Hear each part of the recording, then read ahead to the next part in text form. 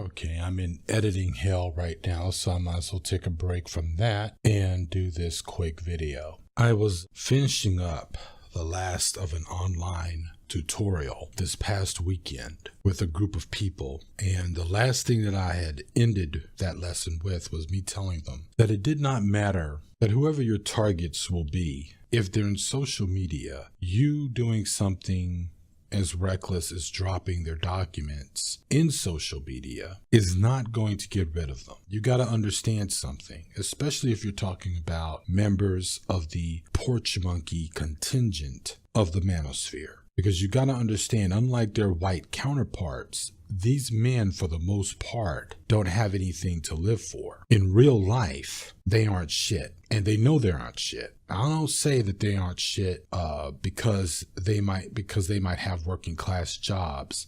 I'm not talking about that. I'm talking about them not being shit because of the character, their status, their standing with not only their community, but even with their own damn family members. When you dig into them, you will learn a lot of them are former convicts. You'll learn that a lot of them are men who have abandoned their children and therefore been delinquent on child support, which is one of the main reasons why these guys wind up being supporters of Tommy Sotomayor. Anyway, to my original point, the information that you gather, or one might gather about these guys, is something that you don't want to drop in social media. It's more like something you may want to use in other ways that I'm not going to get into here. And the reason why that is because, see, these men here cannot die of 1,000 cuts. As a matter of fact, they resurrect from the death of 1,000 cuts. And there's a reason for that. As I said, in real life, they ain't shit. With that being the case, they will survive 1 million deaths in social media, because in social media, this is where they can be shit. And think about it.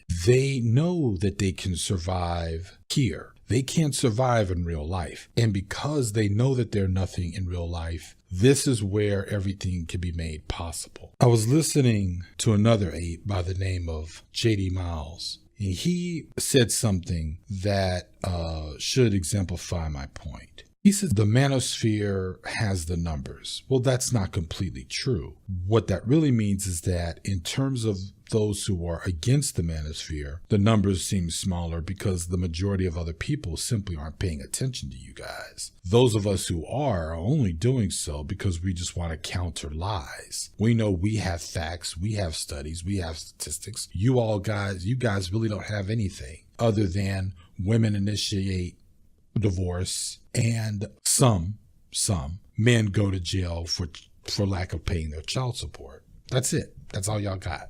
So the numbers of hurt, insecure, having nothing else better to do, still living at home with their mothers at the age of 40, so on and so on, yada, yada, yada. That means that there's a large number. Also, you got to figure in those who are autistic. They don't like to do a lot of reading, so they like to see moving pictures. You got to figure in guys that are just simply uneducated and disaffected by the rest of, from society, and who are also social misanthropes. I mean, that you got to figure that in, and therefore the numbers are larger. Dudes who can't get laid, therefore they're anti-feminist. The numbers are larger. So, of course, your numbers are larger. It's not about the ideology, guys. It's about who makes up the ideology. Who do you think were a larger number in the 1930s in Germany? Was it communists or was it Nazis? The Nazis have the numbers based on those who Nazism resonated with. Those who were disaffected males who felt socially and politically and economically impotent, but could not understand or couldn't get their heads wrapped around the concept of class war, and at the same time building a new society while waging that war. So they damn sure wasn't about to go to the left. They just not smart, just not bright enough. All right. So that's the reason why the numbers are so high. So if the numbers are high and you're trying to be someone, be all you can be that you can't be in real life, and social media provides that virtual reality for you, then of course you're going to bounce back no matter what the hell is discovered about you. So you're 17 years old. You were present during the rape of a girl, who, by the way, wasn't even a black girl. And your name happens to be Terrence, who you then later on become Hardcore Tito. Why, when people discover this information about you and it's floating around all over the internet, so it's a fact, would you simply just pack up and go away like, oh my God, everyone's found out this disgusting thing about me.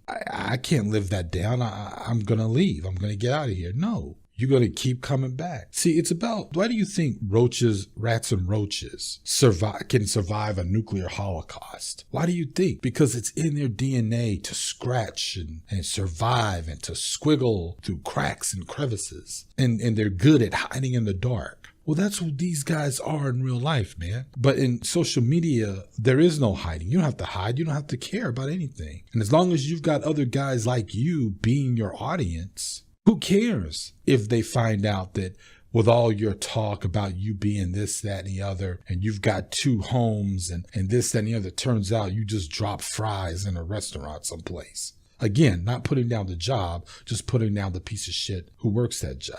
Who cares that we find out that really you're just a postal worker?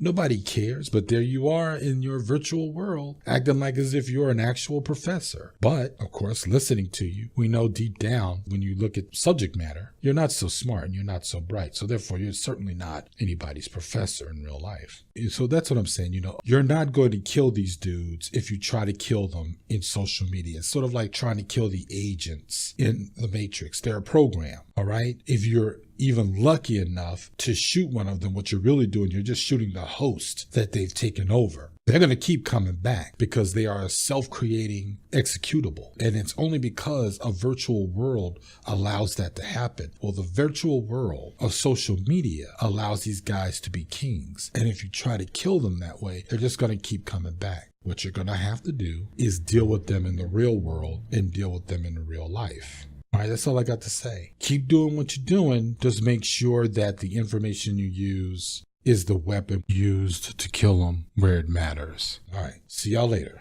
Class dismissed.